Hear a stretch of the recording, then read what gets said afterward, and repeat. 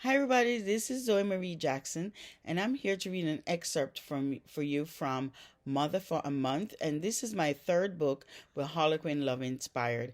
This takes place 2 days after the opening scene where Sienna and Joel meet at an airport, and she realizes that he's taking care of his brother's son but has no idea what to do. So 2 days later, Joel stood before her outside the children's nursery at Millennial House of Praise, begging Sienna for assistance. If it had been anyone other than him, Sienna would have said yes. That's what he believed. But Sienna had dubbed him the most annoying man in Swallows Creek. For the past 24 years, she had treated him like a gnat, an irritant, and for the most part, Joel was fine with it, except for now. He needed her help badly. Joel raked his fingers through his locks. He needed a haircut, a shave, and some sleep, none of which he could do because of an 8-pound invasion in his life. His nephew had spent almost all of the past 48 hours crying. Micah cried until his voice was hoarse, but Joel couldn't get him to eat. Not that Joel had told his brother any of that. For Greg, Joel had been upbeat, assuring him that he had everything under control. This morning, he woke up realizing he needed to be in church for two reasons. His brother needed prayers, and the church had a nursery, free daycare. Joel had gotten himself and Micah dressed in under 30 minutes and rushed through the door.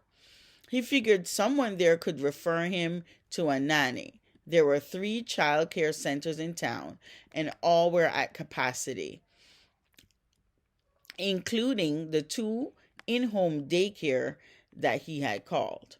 He needed to find someone to care for his nephew while he worked, fast. He hadn't expected to bump into the full-figured beauty inside the nursery.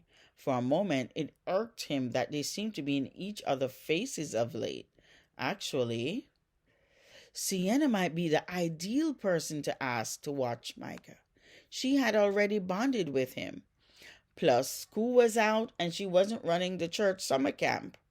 But he knew the church was, Joel wasn't a member of the church, but he knew the church was renovating this summer. The more he thought about it, the more the idea held appeal. He rubbed the bridge of his nose and decided to ask, "Would you be interested in watching Micah for me?" Sienna ran her long nails, blinged out with gems and pink tips, through her long braids. "Isn't there anyone else you can ask?" she whispered, mindful of the 4 sleeping babies in her charge, one of whom was Micah. She gestured for Joel to meet her outside so they could talk. As soon as they were in the hallway, Joel continued, "I wouldn't ask if I wasn't desperate. I can tell Micah likes you, and you were amazing with him during the plane ride." It took a lot for Joel to confess that Sienna was better than him at something. Micah had fussed for a good portion of the second flight and was resting his head on Sienna's chest while she hummed a tune Joel didn't recognize. It was the only thing that soothed that baby. If not for her, Joel was certain he wouldn't have survived the journey home. She lifted her chin and bragged, "That's because Micah knows I'm good people. I've heard that babies can sense the true nature of those around them." He clenched his teeth. "That's ridiculous. He likes me as well. I'm sure I'll get the hang of it soon enough." "Well then, you don't need me." She started to turn away, but he touched her arm. He warned his wayward tongue that now wasn't the time for verbal sparring and backtracked. "I didn't mean that. You're way better with Micah than I am, for now." He wiped his brow with the back of his hand and forced a smile on his face. Watching him for a few hours isn't the same as watching him all day. Her deep dimples appeared as she emphasized her point. He tried to hold on to his patience. "You'd be helping out a friend." Joel knew Sienna hated when he teased her by calling her his friend. She bristled. "Please, don't get it twisted. You and I are nowhere near being friends. I tolerate you." There's a difference.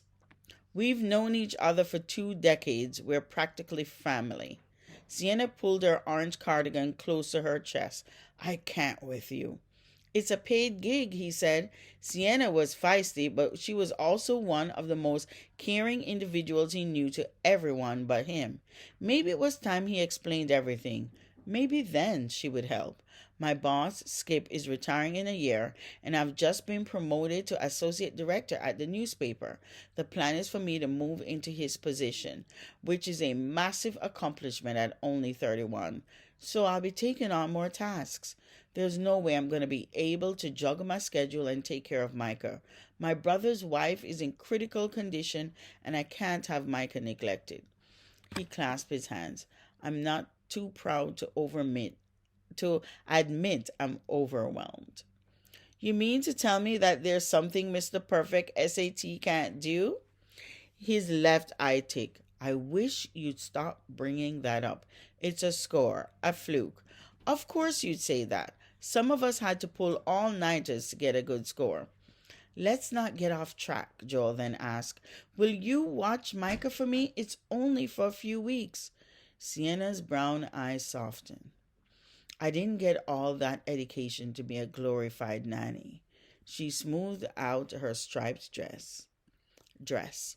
Her tone indicated that she was on the verge of relenting. Joel drew close. Picture Micah's little face. You can't leave him in the hands of his unskilled uncle.